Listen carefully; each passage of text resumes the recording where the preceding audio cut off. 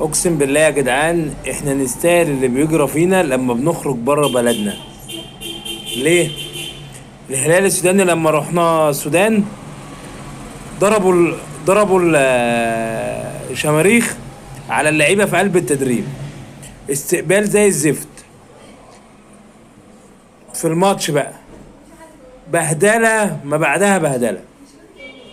تعالى بقى هنا، عاملهم بالمثل. عاملهم بالمثل. اقسم بالله انا لو رئيس النادي الاهلي لنزلهم في فنادق العتبة ورمسيس،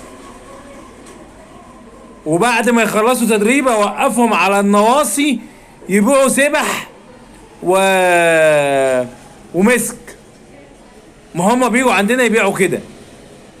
ف مش فاهم انا اداره الاهلي ليه بتتعامل بشياكه قوي كده يعني.